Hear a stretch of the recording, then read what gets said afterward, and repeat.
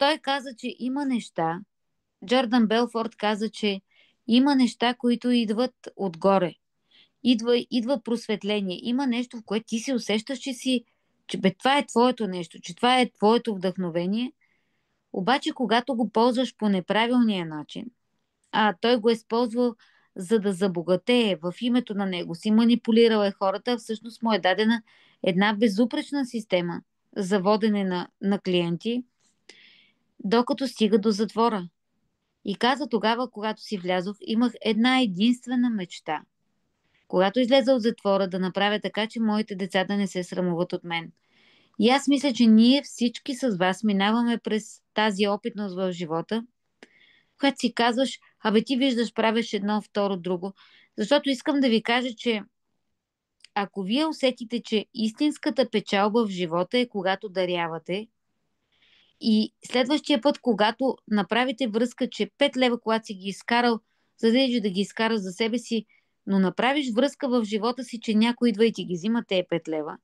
И когато ти го преживееш тази опитност и разбереш, че всеки път, когато гледаш в посока на себе си, ти си губещия човек, ами в момента, в който откриеш къде е сигурната печалба и някой ти каже, абе, изманипулирай този човек, ти ще кажеш, човек, да не съм луд, аз този филм съм го играл вече.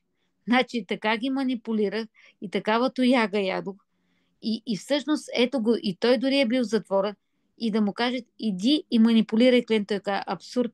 Сега колкото пари вземе от обучения, защото той обучава по цял свят и то за доста скъпи средства, той си изплаща данъците, които всъщност, заради които е осъден, за да бъде, за да може да си възвърне името и достоинството. И днес, когато ще говорим за тази среща с клиента, просто искам да ви кажа, че не гледайте на мен като на някакъв гуру, който тук се е явил и сега ще ви казва едни неща. Аз съм също толкова човек, колкото сте и вие, и съм сигурна, че в един личен разговор просто ще открием приятелство, което сме чакали да го сбъднем. И нищо не е толкова сериозно, колкото ние си го слагаме в нашата глава. Някакви невероятни неща, и като започнем да си говорим на вие. Боже мили Господи, аз сега чета Библията и виждам един Исус, който е измил краката на човека, който знае, че ще го предаде. Такова смирение имаш в душата, такова усещане да знаеш защо си на тази земя. И това искам днеска да ви предам на вас, защото виждам много път, включително и в моя живот, изгубен път. Абе, хем си много добър, хем си много губеш. Нали? Ти хем си мислиш, че нещо си свършил в този живот, пък то като погледнеш, едно голямо нищо ти се е случило в живота. И това, което искам днес да разгледаме, е как се срещаме с човека. Знаете, първата стъпка, когато ни казват, че трябва да отидем и да се срещнем с нашия клиент, е печеленето на доверие. И тук мога да ви кажа моето прозрение. Понякога някак си мислим, че като казваме много думи, някакви увещания, неща, не печелим с това доверие. Доверие се печели с абсолютната ангажираност да отидеш с намерението да свършиш работа. С това, което имаш към момента. Аз днеска си чета една книга, която вчера ми я даде Пламен Кънчев. Казва се Гамвате. Това е книгата. Гамвате, това е японското изкуство за трудни проблеми. И днес, докато си чаках колата, която беше на ремонт, а вие знаете, че аз следя да видя кое ми отива на ремонт и пише двигателна система. Викам, леле, какво си мисля, че обучавам тези хора, след като табелката ми е двигателно от човека, когато излезе и каза, вие имате просто запрашване от околната среда. Вика, изтрихме сензора и всичко е наред. Си казах, слава Богу. Защото всъщност, когато човек се стреми духовен план в отношението си към хората да бъде добър, някак си не му прилича да има проблем с двигателя на колата, нали? Защото нещата никак не звучат добре. Си към какво ще каже до вечера на тези хора да видят този двигател. Гамбате казва, това е думата, в която всъщност да разбереш. Много ми хареса как олицетворяват човешкия живот, че ние сме вълната, но част от големия океан. Ние не може да си представите една вълна, която е отделена и ви близка. Тя е част от океана. И ние сме част от цялото. Това сме и ние. Но винаги върши нещата в живота си по най-добрия начин. И когато ние излезнем само с това намерение, аз излизам да свърша това, което трябва да свърша по най-добрия начин. И днеска моят най-добър начин може да не е най-добрия начин на света. Обаче намерението ми е не да излеза да взема и да изманипулирам човека, а просто да видя какво мога да свърша за него по най-добрия начин. И тук ще ви прочета: винаги вършете нещата в живота си по най-добрия начин, използвайте максимално способностите си, настоявай, бъди упорит и продължавай напред, не се отказвай и ако не постигнеш поставената цел, не се обесърчавай, не падай духом, това не е проблем, защото си дал всичко от себе си. Когато ние дадем всичко от себе си, колкото имаме налично към този ден, ние няма за какво да съжаляваме. Аз можех ли да го направя по-добре? Ми не можех. Днеска, към този настоящ момент, съм дал това, което трябва да дам. И когато отидем при човека и това го носим вътре в душата си, то се прочита. Тези две момчета, другия четвъртък излиза подкаста с Търговецът на новата земя. Тези две момчета ми пуснаха какво им казва техния ментор спрямо библейския закон и църковните канони. Сега искам да ви го прочита това нещо, ще се скрия, за да мога да отворя страничката с тях. Какво пускат те и с какво намерение започва техния ден?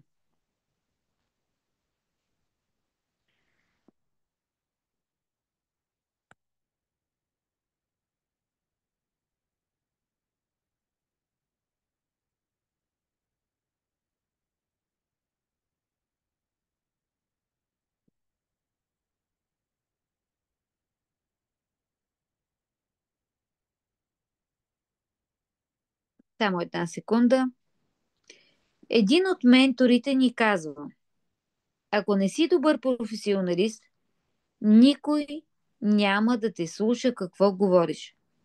А ако ти не си вършиш работата както трябва, няма нужда даже да казваш нещо за себе си или за вярата си. По-добре не казвай нищо.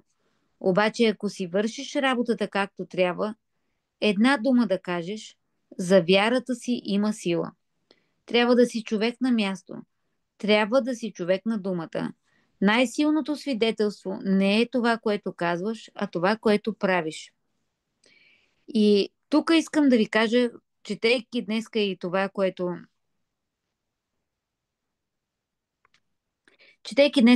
което казват японците, смисъл и това, което аз видях през годините, е, че първите пъти, когато съм отивала при клиент за първи път, аз съм си казвала: отивам да свърша работа. И съм била на първо място автентична. И най-голямото доверие, може да си го запишете, се печели тогава, когато ти вярваш в себе си, че излизаш да свършиш работа. Колкото можеш и както можеш към настоящия момент. Когато аз отивам и знам, че моята посока е да дам, тя се чувства. Просто вие знаете, идва някой ваш приятел и ви казва: имам голям проблем. Откриха ми диагноза. Случи се, еди какво си, ти казваш: човек, трябва да се борим. И този човек не ти казва, твоя приятел не ти казва: абе ти не си доктор, как ще ми помогнеш? Ще казва: моля те, брато, ти си моят човек. И всъщност най-силната стъпка в това хората да ни се доверят, преди да започнем каквото и да било, е вътрешното усещане. И знаете, че един близък човек ви хваща за ръката и казва: вярвам в теб, защото знае, че на тебе му пука за него. И това трябва да е усещането, с което ние тръгваме към хората, към които ще се срещнем. Защото, знаете, във всички учебници по продажби казват: спечели доверието. Как се печели това доверие? Като правиш комплименти или като се правиш на такъв, какъвто не си, не се печели с това доверие. Доверие се печели по един единствен начин: да излезеш с намерението и да бъдеш истински. Да кажеш: виж, аз днес съм излязъл да свърша работа в тази посока. Нямам всичките знания, имам кого да попитам или ще дам всичко от себе си. Но то трябва да идва от сърцето. И най-голямото протонно поле, всъщност най-голямият излъчвател за нас, най-големият разширител на нашата холограма и на енергийното ни поле е сърцето. Когато тръгнем през сърцето, значи ние можем да превземем огромни пространства от влияние. Но там трябва да говори сърцето. И там не може да излъже. В смисъл от това не можеш да си кажеш, абе, на мен ми пука за тебе, пък то да не ти пука. Няма как да се случи. Това е вибрация, която си има честота и това е все едно да искате да пуснете радио Ереван, ма изведнъж да се го настроите на радио Калейца. Няма как да стане. Всяко нещо то се чувства. И когато имаме среща с нашия клиент, първото нещо е да си кажем, отивам да срещна човека, както аз днес идвам да срещна хора. Нито идвам да се правя на велика, нито мисля, че нещо няма да преоткрием, защото вие сте моят огледало. Това, което нося аз в себе си, това носите и вие. Това, което носите, това нося и аз. Ние просто се препооткриваме. И при условие, че моето допълнение сте вие, би следвало да си дам сметка, че аз имам много какво да науча от вас. Както и аз мога да допълня вас с каквото и да било. С това нещо трябва да тръгнем въобще към света. Защото пък камо ли да сложим, че отиваме да вземем, нали? Аз отивам да си направя сделката, за да си попълня таргета, за да си вземат точките и накрая да ми наградят с колата. Абсурд! Това нещо просто толкова отрицателно работи, колкото не може да си го представите. Или докато си вземате колата, най-вероятно ще ви изгори къщата и ще се чудите, докато сте спечелили една кола по този начин, защо трябва да си купувате нов дом. Защото просто Вселената работи по този начин. И ние трябва да се научим да свързваме всички събития в живота, за да разберем в правилната посока ли сме или не. Защото докато печелим от едно място по неправилния начин, най-вероятно губим в друго място и това е тоталната загуба в живота ни, за която ние не си даваме сметка. Та когато излезем от вкъщи и си излезем с чувството, че отивам да свърша работа и погледна на човека като пратеник. И сега тук искам да ви разкажа за една приказка, която аз се преоткрих. И сега, докато си мисля какви приказки да чета на моя внук и как да ги примисля, всъщност в тези приказки се крие много ценно знание, си задавам въпроса какво е искал да ни каже мъдреца и ние въобще не сме го чули. Само си представете, аз другата година ще направя 50, на 50 години, на 49, другата седмица на 14 правя 49, аз осъзнавам тази приказка какво означава. Ако бях имала някой да ми я разкаже, така да ми удари, дет се казва, едно импулсче в главата да осъзная за какво става дума, сигурно може би щях да имаме по-различен живот. Сещате ли се за приказката за Златната река? За едно момиче и мащихата, които живеели с другата дъщеря и мащихата един ден изгонила дъщерята и я пратила да си ходи. И момичето тръгнало нещастно по пътя и срещнало беден човек, нахранило го. След това отидало до къщата на старата жена. Когато влязла и жената е казала, би ли ми измела стаята? И тя казала, да, разбира се, с най-голямо удоволствие. Можеш ли да ми изготвиш нещо? Тя забъркала кашата на... Сещате ли се за тази приказка? И тя е казала на другия ден, утре ще потечат реките. И като мине синята вода, след това ще мине жълтата, след това ще мине зелената река. И като дойде златната, ще мине едно ковчеже и ти ще го извадиш и ще го вземеш. Ковчежето било пълно с скъпоценни камъни. И злата и каквото и да го... Следващо, когато тя се прибрала и занесла, мащихата казала, бързо, бързо, отива и ти на дъщеря си, утре ще отидеш и ти в тази къщичка да вземеш това. Отишла от другото момиче, тя казала, ще ме пометеш ли двора? Няма да ти го помета. Ще ми сготвиш ли нещо? Няма да сготвя. И казал, утре като мине черната вода, ще си вземеш ковчежето и отворила било змии и гущери. Ние всеки ден излизаме да ловим змии и гущери. Защото това, което ни е пратено на пътя като табели, хора, разбирате ли, няма случайна среща. Човека, който сигурно е клекнал до кофата за буклук, е то пратеник, където ние трябва да го видим, само че ние сме отишли да правим продажба, защото нас ни чака голямата работа да си попълним графика.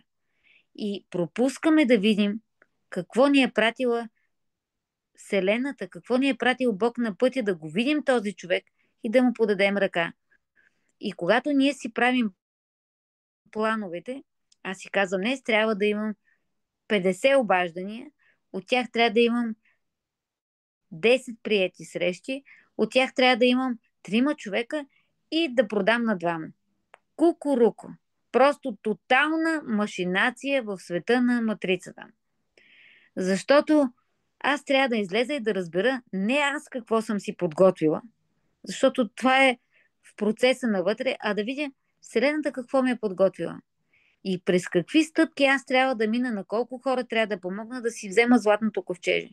И златното ковчеже идва, защото аз съм си го заслужила, защото съм видяла табелите, които идват на пътя ми.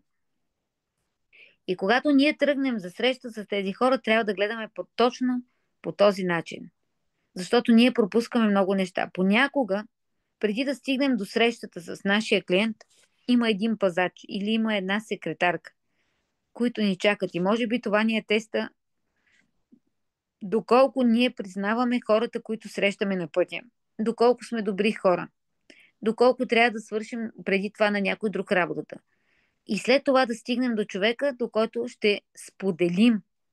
Защото търговецът не е човека, който продава. Защото едно от най-важните правила на Вселената е всеки има право да има право. Ма ние отиваме да го оставим човека без да има право да има право. Защото ние трябва да отидем и да му набутаме това, което сме приготвили. И да го оставим без да има право да има право. И тръгваме от тази посока. Когато отидем и се срещнем с човека, когато отиваме с намерението, това работи безупречно. Но просто ви казвам, когато вие отивате с сърцето, или като онова момиче с Златната река, което е готово там да види каквото трябва, както трябва да го свърши. Сега минаваме през тази пряка линия на продажбите, която е фантастична на Джордан Белфорд. Даже тук на последния етаж ми стои куфърчето, което ми го подари неговия организатор, който го е поканил в България, господин Първанов. Когато преди да започнем да казваме каквото и да е било, най-важното е да кажем, вижте какво, аз съм дошъл тук да споделя информация.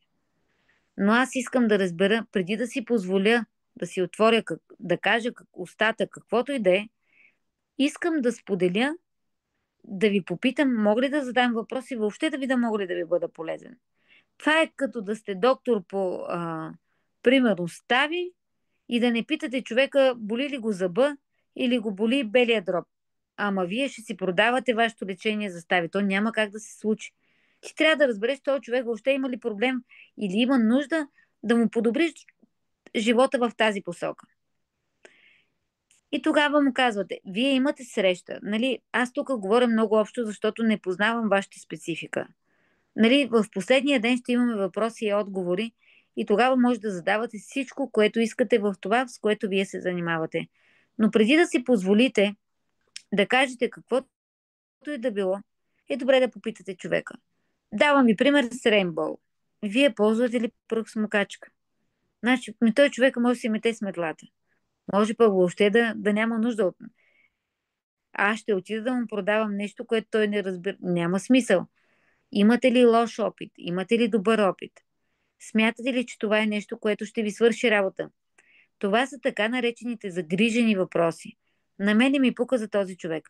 И в този момент вие си се представете, че сте като един доктор, който трябва да го питате този човек. Боли ли го главата?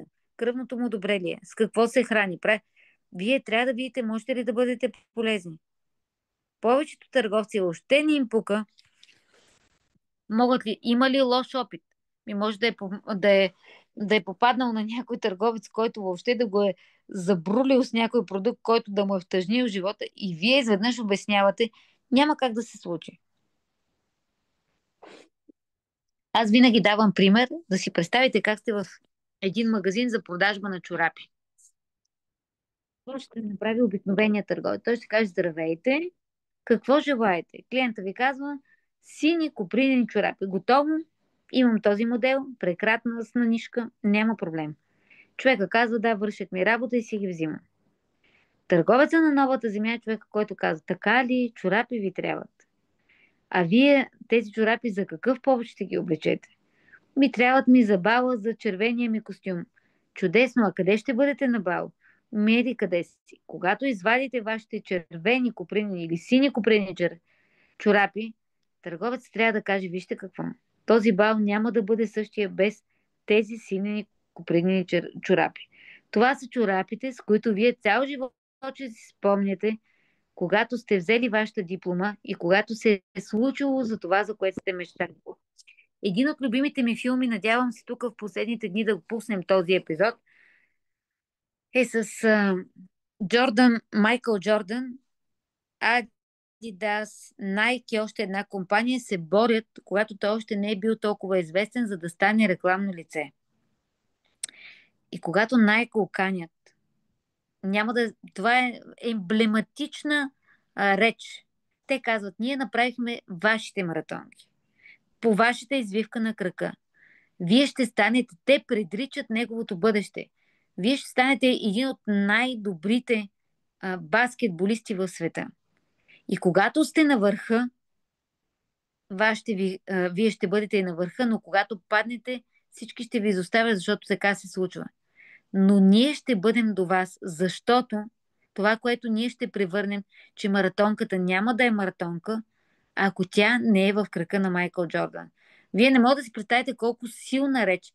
И за мен това е истинският търговец. Вие трябва да облечете вашия чорап в бъдещето на човека. Вие трябва да облечете маратонката в смисъла на това, къде го виждате този човек с това, което му давате. Ма за целта няма как да го хванете от краката за главата.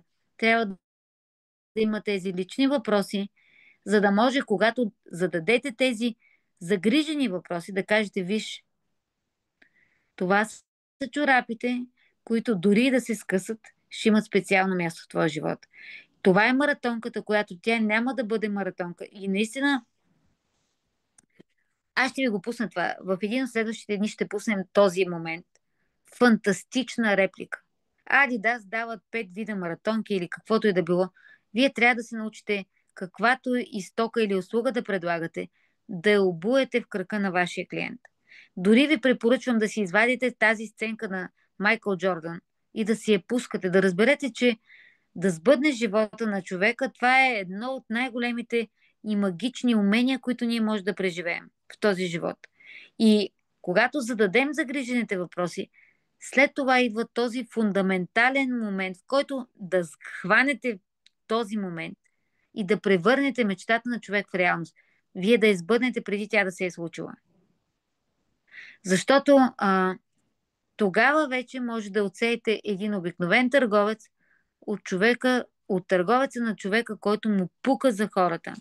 И да хванете и да кажете: виж, аз знам защо съм тук, днес, този момент, защото ти ще вземеш този продукт и ти ще сбъднеш твоята мечта.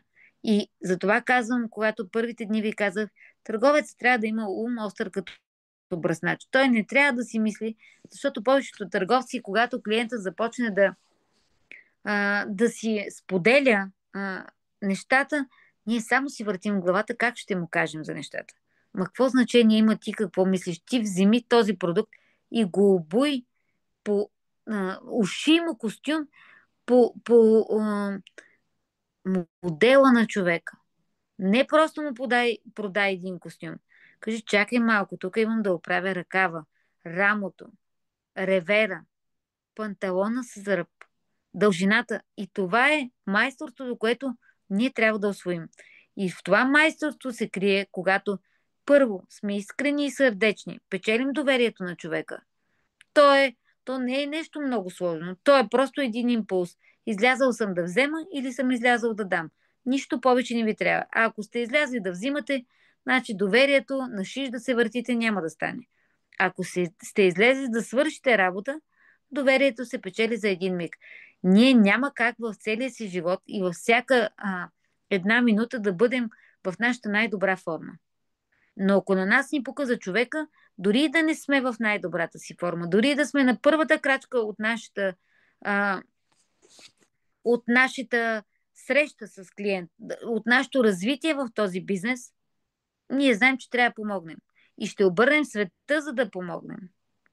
И то това се усеща. След това минава втората фаза, загрижените въпроси, които загрижени въпроси аз ги събирам, за да разбера този човек на къде е тръгнал. Ние искаме да облечем и след това идва този момент, в който да облечем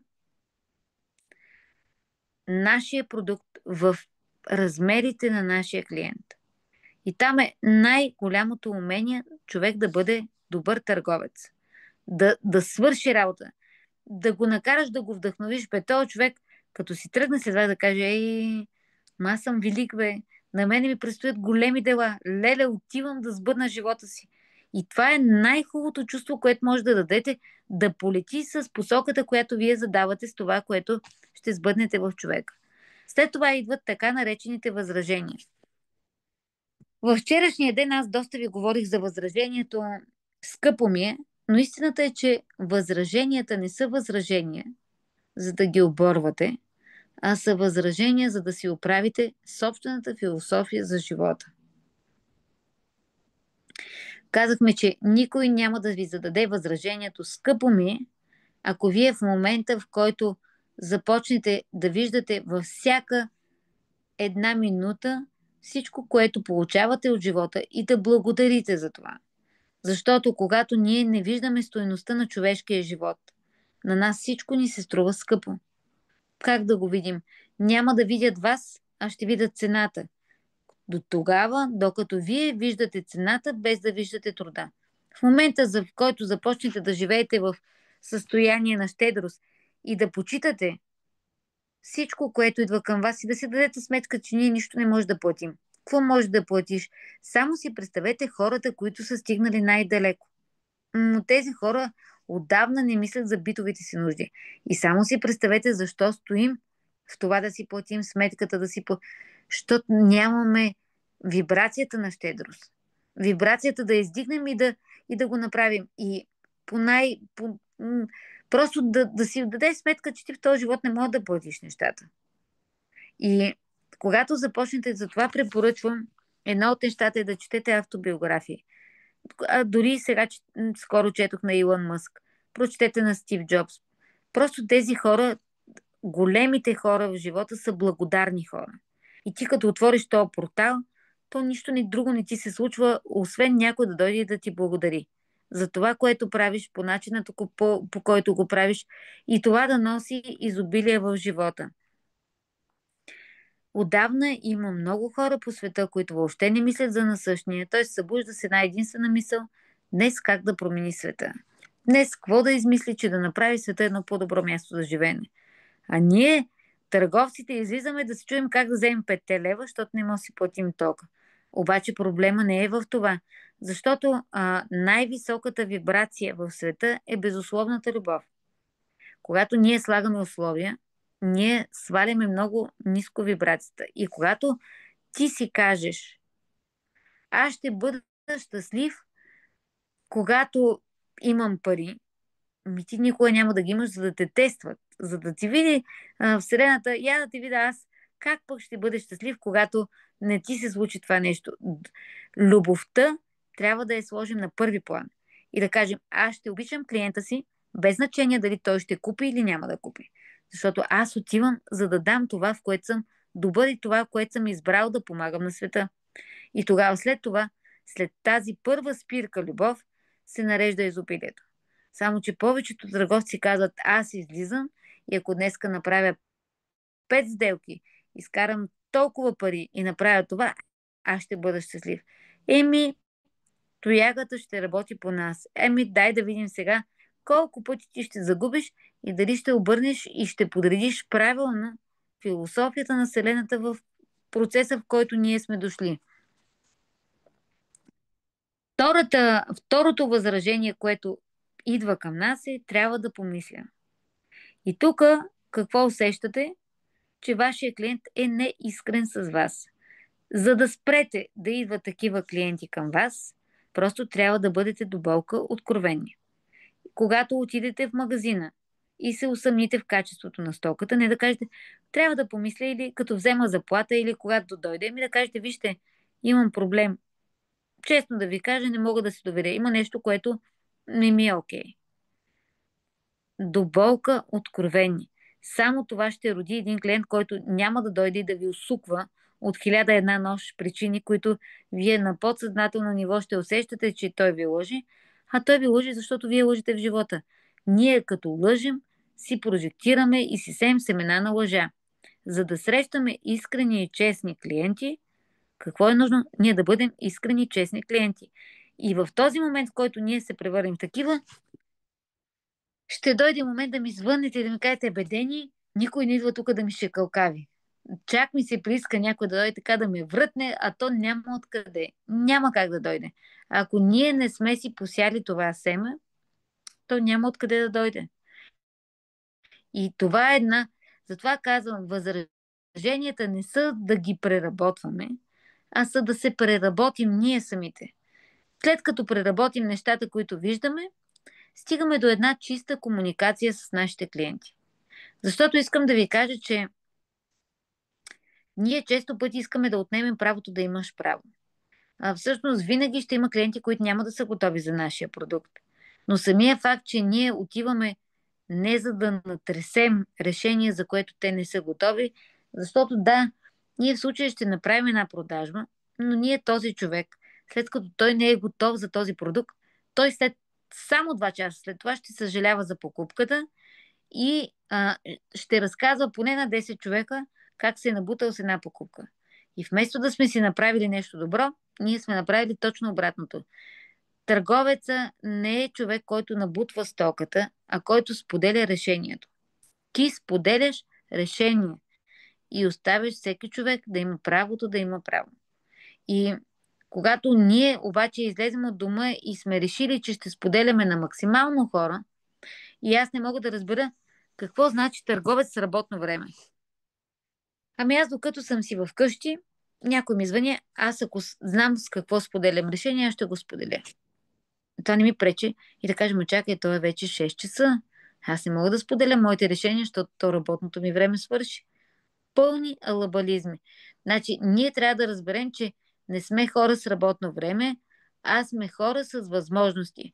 Заставаш на спирката, някой ти заговаря за нещо. Влизаш във Фейсбук, виждаш, че човек споделя проблем. О, 6 часа е, аз не мога да му дам решение. Не, пишете му веднага: имам решение за тебе. Ако искаш, мога да споделя. И това е, ако човек тръгне с идеята да решава проблеми, той няма никакъв проблем и за него няма работно време. Отделно на това е, че ако не забравяме, че за да имаме продажби, трябва да имаме 3 неща. Първото нещо е всеки ден да апдейтваме нашия софтуер, колко сме добри в решенията. Избираме продукт. Значи ние трябва да станем в годините като магистри в това, което даваме. Всеки ден аз да си отделям 30% от времето да ровя. И знаете ли, когато вие се апдейтвате информацията, вие сте вдъхновители. Ами аз мога да ви кажа, че денонощно вдъхновявам хората с книгите, които чета. Днеска си чета примерно 5 реда, докато си чакам колата. Ваня споделя, че обожава да чете книги, което е супер автобиографии. И аз има за какво да разкажа. Чета примерно книга за евреите, аз си чета, виждам как си управляват парите и аз днеска съм продала 15 книги само през разказа ми за това, което мен ми е щракнало. Когато вие сте интересни, а вие не сте интересни, когато научавате: ето аз съм готов, този продукт вече научих как да го продавам. Не, ти не си го научил. Един цял живот няма да ти стигне, за да бъдеш интересен и да даваш нови и нови перспективи на решенията, които даваш. Повечето търговци инвестират време в това да се апдейтват, в това как да си напишат с изкуствения интелект едно послание, как да напишат още по-голяма въдичка някой да се хване, каква фония нова да измислят, вместо да се разширят, да се вдъхновят от нещата, които преоткриват като решение с продукта, който предлагат. Когато ти отделяш време от деня ти, в което да четеш за нови изследвания, в което да четеш за нещо, някакъв нов пробив, който е случил, в което да четеш за неща, които са променили света, в което да четеш за нови откривателства, ми ти излизаш и ти си интересен събеседник, защото ти винаги имаш нещо ново. Ти не си онази грамофонна плоча, която мери едно и също. Чакай да ти обясня тук така, така, така, така. Ти си човек, който просто всеки иска да е до тебе, да се допре и да слуша тези неща, които се случват. Затова аз казвам, че търговеца има 3 звезди Мишлен и утре ние ще говорим за това.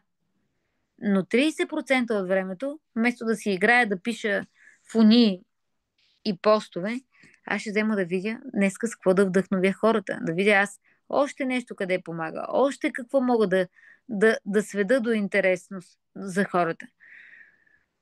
Другите 30% аз трябва да ги ползвам, за да помагам на други хора да правят продажби. Защото като не съм си боднала семена в почвата, той няма откъде да ми дойде. И третите 30% отивам да споделям, че имам решение. Пък който има нужда, ще ми каже: аз не отивам да продавам. Отивам да споделя. Защото споделянето е да дам право, всеки да има право.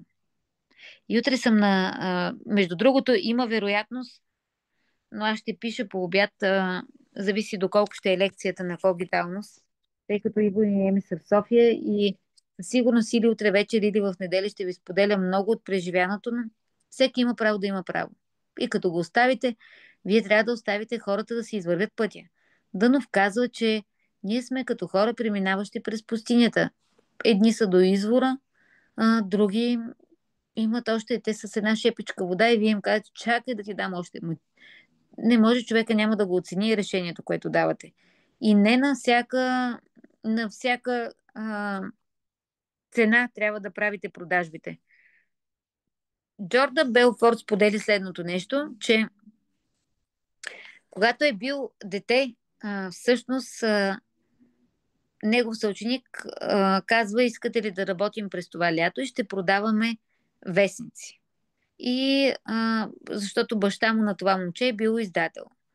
И раздават им вестниците и Джордан, понеже така е бил креативен, е решил, че ще продава вестници на тези, които никога не са си купували, тъй като в американските къщички има тези отпред пред дома, тези кутии, в които хвърляш вестника, като по филмите. Той гледа къде няма кутия. Звъни на звънеца и почва: вие знаете ли вестника колко велико нещо е? Тук има статии, тук може да... И човека си разказва. В края на лятото идва момента да направят рекапитулация кой колко е продал. Джордан Белфорд е продал най-малко вестници. Защо? Защото е продавал вестниците на хора с една шепичка вода. Те не са имали... Той не е осъзнал, че има нужда от това. Ние отиваме и му обясняваме колко е велико четенето на вестници. Също с нашата задача е да споделим и много бързо да видим кой вече е готов да прочете нашия вестник. И понякога ние загубваме изключително много време, защото си мислим, че добрият търговец е, който на всяка цена има една, нали, добрият търговец е да продаде на хладилник на ескимоси. Да, но не е така. Ти трябва просто да усетиш, защото има 3 категории клиенти. Едните имат пари, имат и осъзнаване. Вторите имат пари, но не им е спешна нужда. Могат и с този продукт, могат и без него. Третите въобще не знаят къде се намират. Нито пари имат, нито пък им пука за вашия продукт. И ние се запъваме. Ма чакай, аз сега ще ти обясня. Човек, не ме интересува. Не, ти трябва да го вземеш. И по това можеш да разбереш от търговеца, който знае как се случват нещата, и този, който си загубва време. Защото ние имаме единица време. И колкото по-бързо умеем да селектираме тези 3 типа търговци, клиенти, толкова по-бързо ще случваме нашите неща. Като че ли аз съм с една фуния и казвам, имам ползи. И трябва много бързо да видя в моята интернет игра, в моята електронна игра, кои човечета са озрели за моя продукт, кои светят с зелен знак. Обаче този, който не е играл играта, казва, чакай, чакай, и те с червеното, сега ще ги гоня, и те бягат, и ние гоним, и те бягат, и накрая играта свършила. И като преброим накрая вестниците, които сме продали, то ние сме продали 5 вестника, защото не сме разбрали правилата на играта. Така че това е много важно, искам да го запомните. Второто нещо, което искам да ви споделя във връзка с това е, че когато ние споделим, и много важно е, аз дори съм тествала много пъти и го виждам, че човека че не може да го оцени. Има един бутон и аз му казвам, човек, ти не си готов за това. Ама чакай, що така реши? Защото те виждам, че не си готов.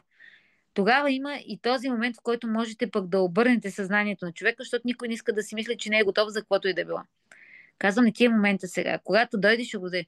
Добре, какво ми е спрямо други? Не си готов, бе, човек. Аз го виждам и той каза, не, ще видиш сега, че кажеш ли ми, това ще го направя. Нали? Има и този момент на штракване, но той е много финна линия и трябва да го усетите. Защото когато вие натрисате продукта в клиента, той не може да оцени стойността и ползата, която ще има. А нашата цел е не само да оцени стойността и ползата, а да го използва по най-добрия начин, за да преобърне живота си. И това, за което сме го дали, то да си свърши работа.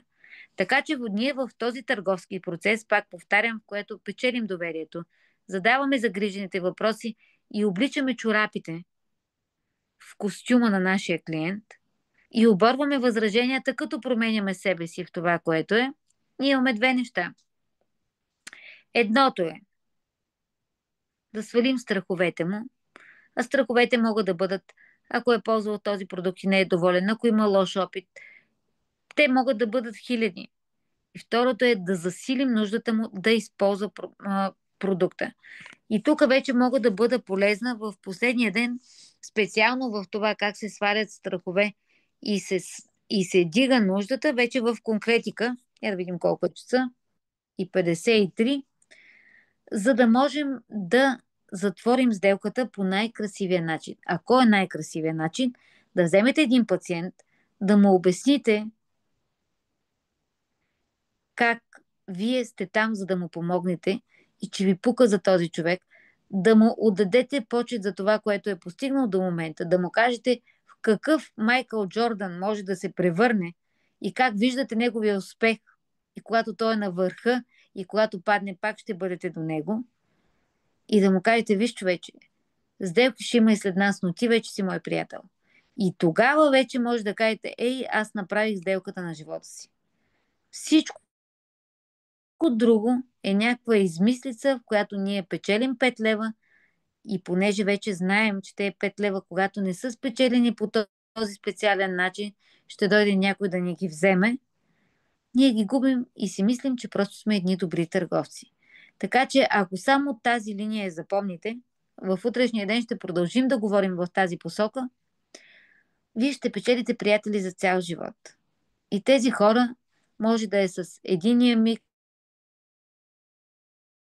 с това ще дойде момент утре. Търговеца, когато си върши правилно нещата, той е търговец за една, максимум за 2 години.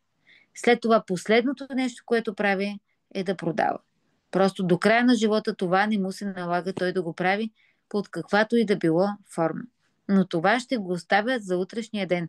А сега искам да ми задавате въпроси, защото това пък е моята любима част.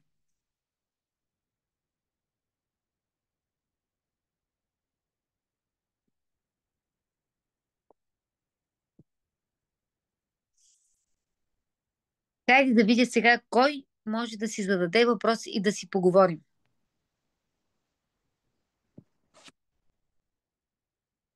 Какво си взехте от този час заедно?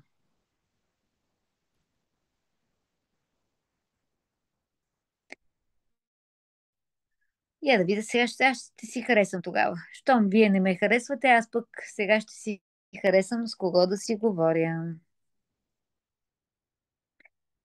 Кайде, Доля, ти си наред.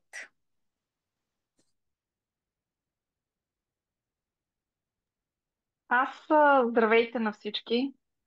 И имам един интересен въпрос, който много ме така, още от семинара на 10 май съм си го планувала, че трябва да стигна до тебе, за да го задам. Ти тогава спомена да не забравяме старите клиенти и че трябва да се върнем и към тях, да видим защо с тях не се е случила, така да се каже, сделката, продажбата. И аз имам много клиенти, с които съм се срещала, но не сме стигнали до финализиране на продажба. И искам да те питам как да се обърна към тях, при положение, че примерно някои са повече от година, някои вече са около на 2 години клиенти. Понеже моя продукт е много скъп, нали, не съм ежедневно в контакт с моите хора. Когато искате да увеличите вашите продажби, вместо да ходите да гоните дивото, трябва да се върнете към питомното. Един от най-големите проблеми, които аз съм срещала при работата си с търговци, че ние слагаме сделката пред хората. Когато казвам, че трябва да извадим кашона с старите клиенти, означава да обърнем, да сложим човека пред сделката. И не да му се обадим, да му напомним, че ние предлагаме това или онова, да каже, ей, как си бе, човече? Или ако имам неговия рожден ден, утре много ще говорим за печелене на клиенти за цял живот. Да му звънна този човек просто да го чуе. Той вика, ама нещо трябва ли ти? Ми не бе, не ми трябваш, просто искам да те чуя. Защото най-важното нещо е да печелим хора, а не сделки. Когато спечелим човека, вие имате сделки за цял живот. Когато печелите сделка, имате минимум една печалбичка, две за интервал от време. Това имам предвид, когато казвам да извадим старите клиенти, да видим базата, да видим кой не сме го чували, да видим на кой сме пропуснали рождения ден, да видим кой може просто като човек да го чуем. И там има толкова огромен потенциал, колкото въобще не може да си го представите. И аз много ти благодаря Да, за този въпрос. да, на всички съм пропуснала рождените дни, на всички, така че има с какво да Има започна. толкова много работа. Да, имаш с какво да започнеш и да си се кефиш, защото 10% от парите, които изкарвате, не са ваши пари. Тези 10% се слагат в една касичка и трябва да имате поне един път в годината да чукнете на клиента и да кажете, ей, ние направихме една сделка, но аз много харесвам човека в тебе.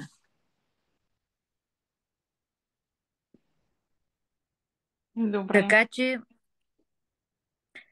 Доля, много хубав въпрос и с много голям потенциал. Там, като разтупаш кутията с клиентите, ще видиш колко много неща ще излезат. Ние се нуждаем от близост, мили хора и от взаимодействие един с друг. Ние искаме да сложим А, нещата. Да, Още един въпрос така сега ми изникна. Забелязвам, че най-близкото обкръжение е не негативно настроено, а най-недоверчиво към това, което правя и как да кажа, най-пренебрегва информацията, която давам. ами това е абсолютно нормален процес, защото си представи, даже имам един много любим детски анимационен филм, Неразделните се води. Ако го намерите, го гледайте да си го изтеглите.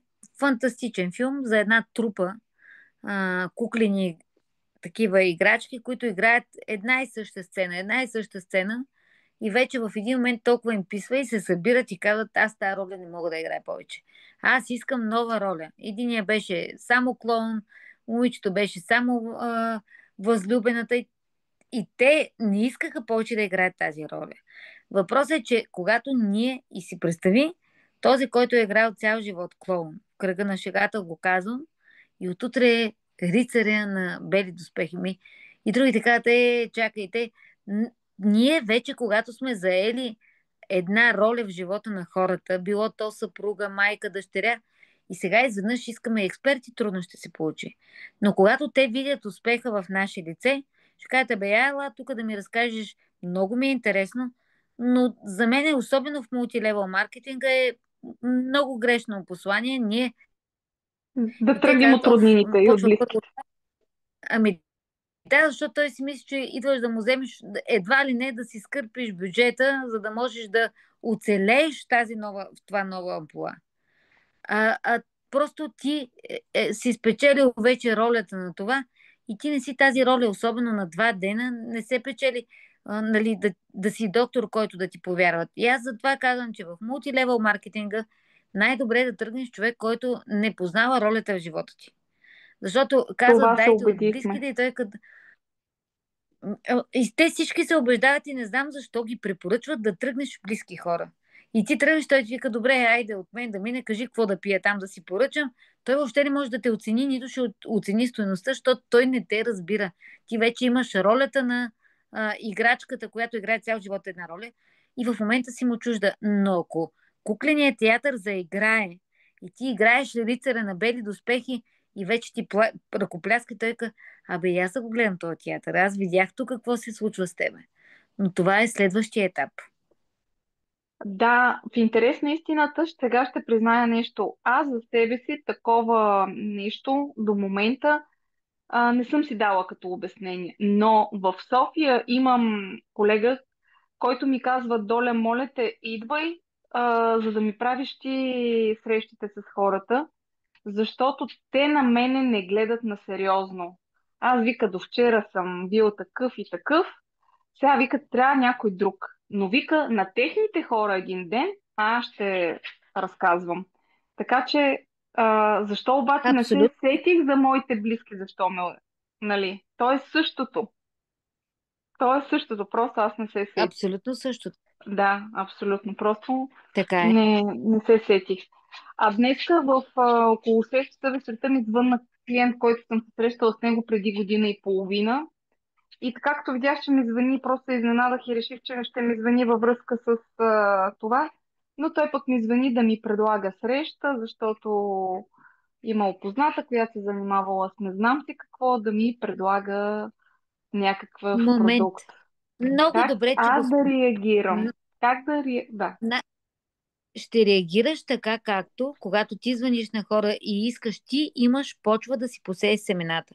Сега само си виж начинът, по който го каза. Искала някаква позната нещо да ми каже, негова позната да ми да, разказват за някакви някакви неща, добавки с някакви ето, полови да, клетки. Да, да, да. Нещо, което не ме интересува, разбира се, в момента. Мен. Но аз казах, окей, мога от понеделник да се чуем и да се разберем, защото той каза понеделник или вторник. И му казах, във вторник ще се видим. обаче вече си допуснала семето, в което а, някъде го слагаш някакви. Първата ти реакция трябва да бъде, някой ми се обажда, за да сподели нещо ценно. Така както аз поделям с другите хора. Днеска имам уникална почва да оценя един човек на неговия труд. Той сигурно е учил, знаел. Нека да дам сърце и душа да чуя какво им предлага. И утре, когато ти имаш вече боднати семена, защото това е ти будеш в момента. И ето това е като момичето, дето с жената, дето казала, ще ми пометеш ли двора? И тя мете. Ти викаш, някакви, ма тук аз съм дошла за златното ковчеже, някой ме кара да мета двора. Не мога да се разправям с това. Разбираш, и ето, за да имаш клиента, за който мечтаеш, трябва да се превърнеш в клиента, който искаш ти да срещнеш.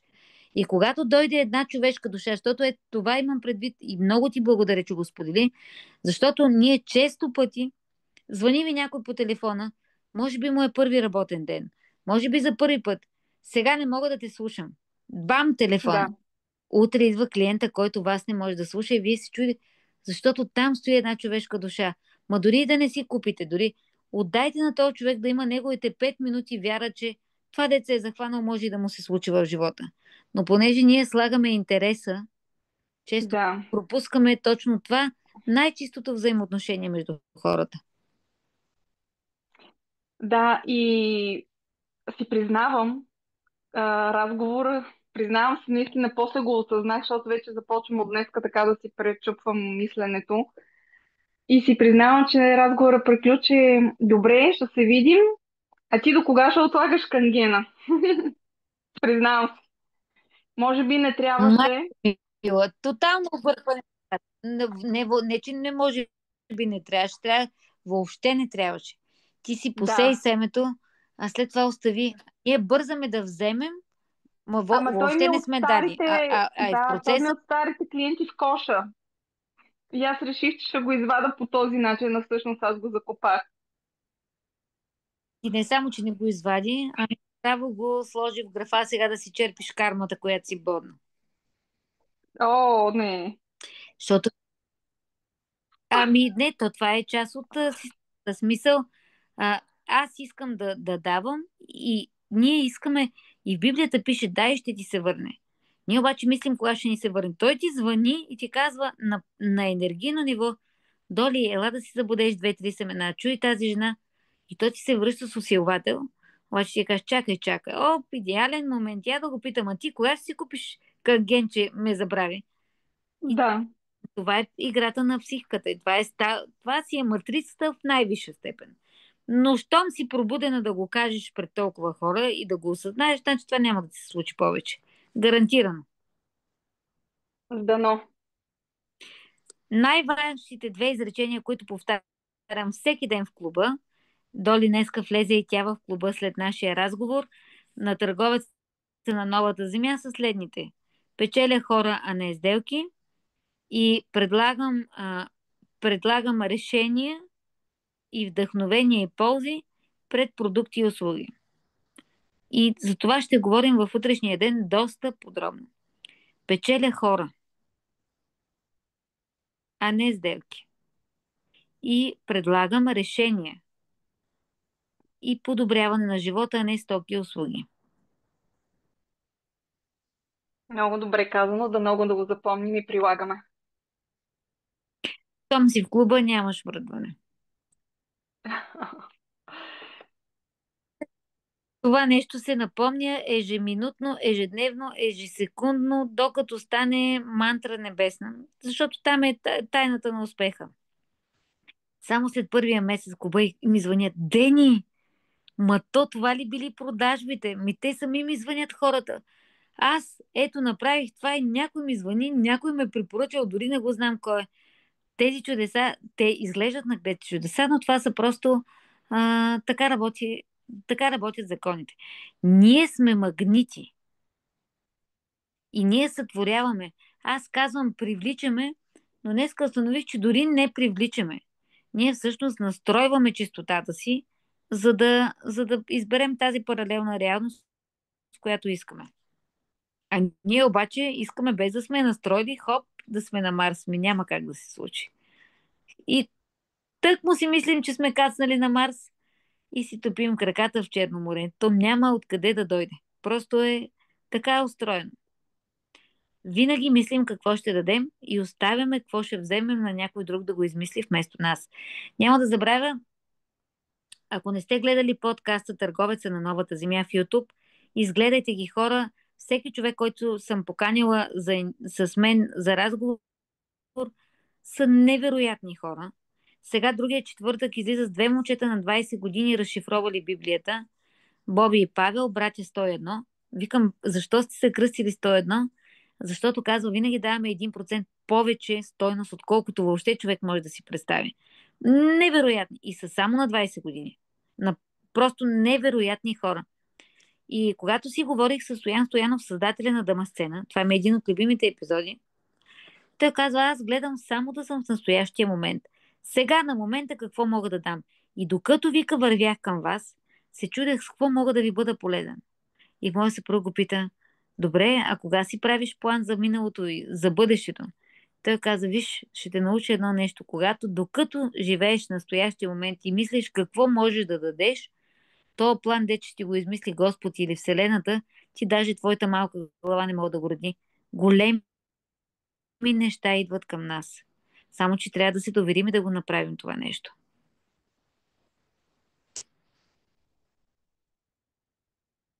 Марги, ти какво ще кажеш в този ден? Доли, от сърце благодаря за хубавото споделяне.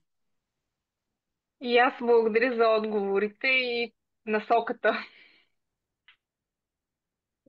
И аз благодаря Да на бъде Доли за заедно с тия нас. въпроси, защото в моята глава се въртят същите и при мен близките ми ме възприемат като човека, който познава цял живот и не могат да се доверят. Аз също съм си забравила хора, които дори са отпаднали вече от мрежата ми. И сега си давам сметка, като говори Дени, че тръгваме да направим продажба. Имах миналата година в един месец 3 включвания, които с въпрос на минути да се включат и в последния момент се отказват. И сега си давам сметка, че аз отидох да включа тия хора в моята мрежа, а не да им помогна.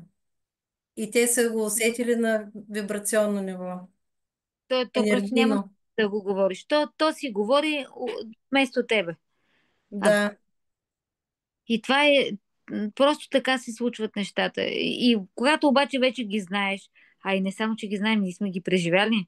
Вие да не мислите, че аз не съм ги пробвала тези неща. Те си работят по един невероятен начин.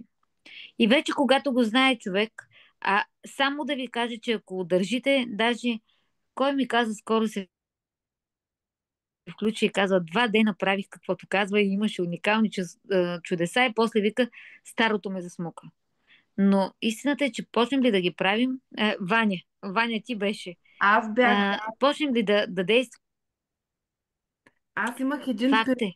Обаче, слушам те. ще прекъснах. Имах един период, в който, понеже аз съм счетоводител и когато счетоводявам по цял ден слушам всичко, което си качила и в YouTube, и като срещи, абсолютно всичко. И то по един такъв неусетен начин вдигаш вибрацията. Просто ти е много хубаво през цялото време. И преди това казвах, до 14-то число няма да работя аквасор, ще работя счетоводство. Ма така не стават нещата, просто защото няма как двете неща да ги отсечеш, защото Вселената започва да ми тества. Звъни ми точно когато трябва да предавам отчети. И по начина, по който с някакво раздразнение или не отговарям, тя после ми казва, няма да ти пращаме повече хора, защото ти си раздразнена. Сега те притесняват. И когато слушах теб, го нямаше това раздразнение, всичко и двете работи вървяха много добре и просто видях как се случват нещата. После на третия ден изтървах малко кормилото, защото не слушах толкова често, нали, това, което казва, защото то самото слушане те кара всеки път, като включиш, аз по няколко пъти съм ги слушала. Това е второто 5-дневно, което слушам изцяло. Преди това двете Zoom срещи, всичко, което е качено и всеки път чувам някакви различни неща. И скама това миналия път не го ли чух? Нали, едно и също говориш, обаче аз не съм същата вече, като преди 2 дена. Нали, то са съвсем А, малки настройки такива. Та така, аз обаче така е. искам да ти кажа за книгите, които си купих, че въпреки, че мисля, че страшно много чета и че така малко съм разширила, трудно ме е да я разбера в началото първата книга. Коя, Тези, които си коя купих трудно ти е да от разбереш? тебе. За Коги Таунс. Да. Нали, и се бяхме Само с мен си. разбрали да се чуем, ама мен ми стана неудобно да ти звъня. И си казвам, сега беше прочита, как така няма да разбера за какво става въпрос. Имам една приятелка от Балчик, праща ми 3 книги на Коги Таунс. Тя направо ми искаше да те убия с тези книги по главата. Как можа да ми пратиш това сложно четиво? Викам, сега започваме да... Затова аз предупреждавам. Искам и ми звъни. Утре и в неделя съм на семинар на Когиталност, но от понеделник съм на твое разположение. Добре. Обаче схваниш ли го? Няма да имаш равна на себе си. Но истината е, че там и тя е цялото, в нищото, това. Влюбена съм 9 пъти, а ти не можеш да си представиш, че след всеки път, който четеш, такава вселена ти се открива. Това са невероятни послания. Затова казвам, заедно четем, хванеш ли един път настройката, няма Да, проблем. да. Трудно е. Бях Затова съм предупредила. изненадана, защото си мислех, че все пак ще схвана Те са нещата. сложни са, а сега направиха и лесната когиталност. Аз се готвя тези закони да ги преподавам с Ивомир двамата, но трябва и много да ги разбера. И виждам, че Вселената и мен се ме чатка отляво, отдясно, денонощно. Минавам и аз през неща. Но лесната когиталност е много хубава. Тя сега ще ти я пусна на PDF, ще излезе в Аз я имам. оригинал. Имам Тя я. Аз имаш ли? платих и нея и ти ме Ще изпрати на Viber, но понеже бях на почивка и много трудно чета там от телефона, сега ще се разпечатам и ще мога да я чета. супер. Действаме тогава по Да. направление. И само нещо исках да Да, споделя за това, което момичетата говориха. При мен също, понеже ние се занимаваме с бизнес, с строителни материали от повече от 33 години. И аз през 2015 година реших, че ще започна да правя мрежов маркетинг. По простата причина, че много бях доволна от продуктите. Аз съм си изгледала детето изцяло с тия продукти, то не е пило антибиотици и аз реших, всъщност ме хвърлиха ръкавицата, че след като ме познават толкова много хора, и толкова много хора, нали, разчитат, че съм изградила име и ми имат доверие, що да не взема да правя това.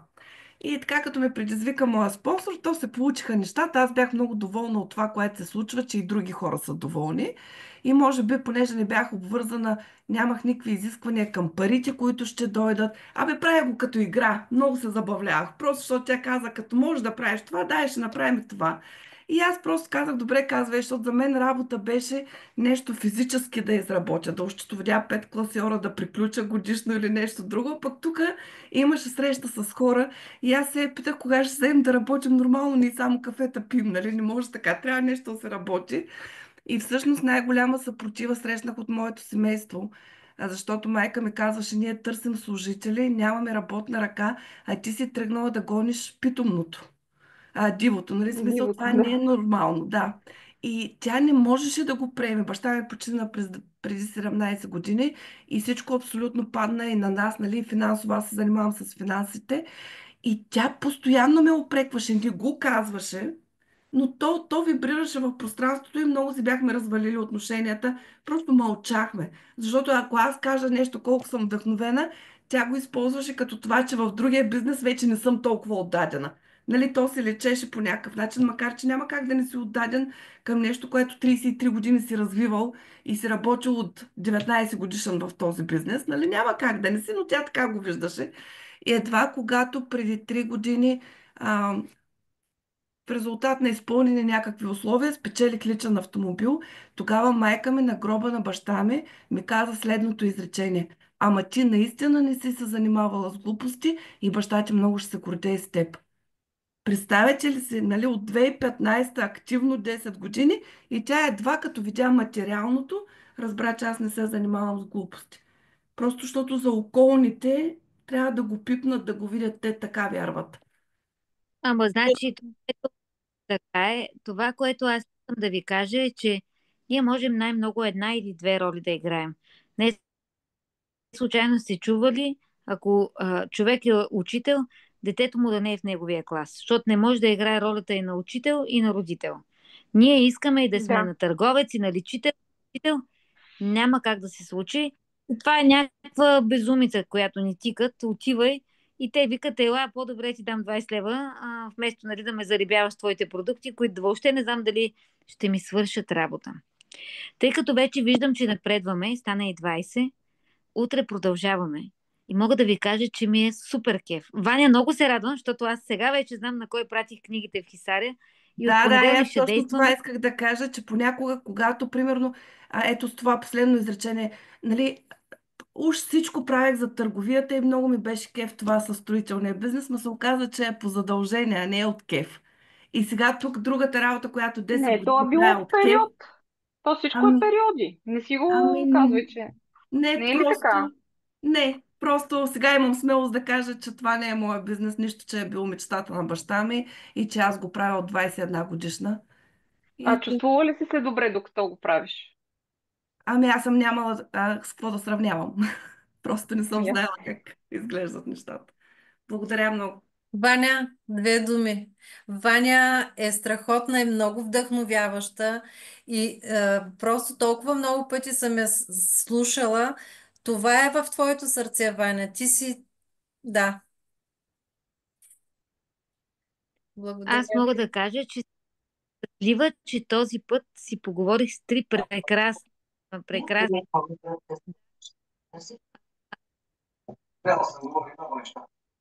за и време на живо и под някаква пак добре дошла на Доли. Прекрасна Ваня е, прекрасна други зад Само екрана ако сигурно са можеш, и... Дени, ако може, Да, извиня, че те прекъсвам, да ми кажеш как къде се случват срещите в клуба и за книжката да се оговорим да ми изпратиш. И смяташ ли, че тази, която аз съм се насочила ти на квадрат е подходяща за мен или има нещо по-подходящо? значи утре ще направим свръзка. Тебе ще бъде изключена в групата и като се чуем, ще видим откъде ще започне. Добре, Едно по едно. добре. Само, че пуснала. Много ви прегръщам. Хората пред сделките и ползата пред сток. Там ще бъдете както трябва. Ето, до утре, в неделя Довиждане, до утре. липсваме, да ви кажа. Ползвайте да си... Мога все пак да направя дори разговор с вас. Чао. И излишно е да ви се обажда.